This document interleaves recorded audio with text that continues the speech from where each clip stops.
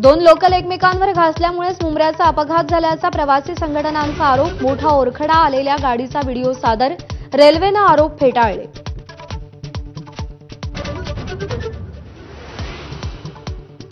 मुंब्रा आणि दिव्या दरम्यान असलेलं वळण जीवघेणं असल्याची तक्रार करूनही रेल्वे प्रशासनानं दुर्लक्ष केल्याचं समोर।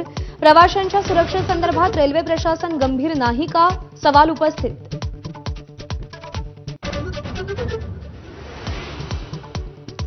अमरावतीच्या मोझरीत बच्चू कडूंच्या उपोषणाचा आजचा चौथा दिवस। शेतकरी कर्जमाफीसह 17 मागण्यांसाठी अन्नत्याग। कडूंच्या समर्थनार्थ प्रहारच्या कार्यकर्त्यांचं ठिकठिकाणी आंदोलन।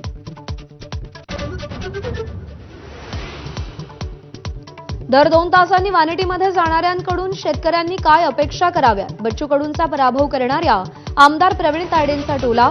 सोफिया प्रकल्पाच्या आंदोलनावरूनही टीका।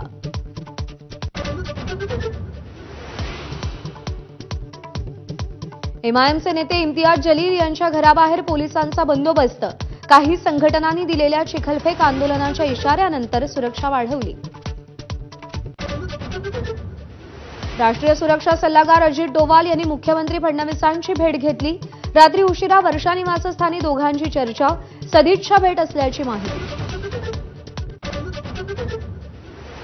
मराठा आरक्षणाच्या वैधतेवर मुंबई उच्च न्यायालयात आजपासून सुनावणी।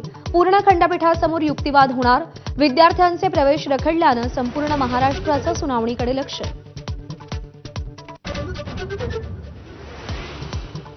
महापालिका निवडणुकांबाबत राज्य सरकारचं मोठं पाऊल। ठाणे, नवी मुंबई, पुणे, पिंपरी चिंचवड, नागपूर, नाशिक, संभाजीनगर, कल्याण, डोंबिवली आणि वसई विरार महापालिकांच्या प्रभाग रचनेचे आदेश।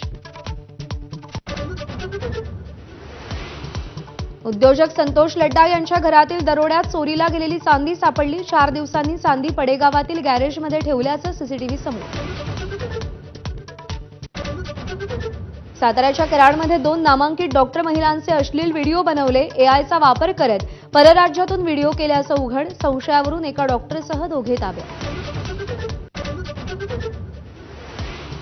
दगडखाणी क्रशर्समधील ट्रकमुळे नागपुरातील 22 गावांमधले रस्ते खराब अवस्थेत। शासनाकडून निधी मिळवल्यावरच चांपा ते खापरी दरम्यानचा नवीन रस्ता बांधणं शक्य। पीडब्ल्यूडी अभियंत्यांची माझाला माहिती। पीओपी मूर्ती विसर्जनासाठी फडणवीस सरकार नवं धोरण आणणार। मुंबईसह राज्यातील सार्वजनिक गणेशोत्सव मंडळांना दिलासा मिळणार। उंच पीओपी गणेश मूर्तींची प्राणप्रतिष्ठा करता येणार।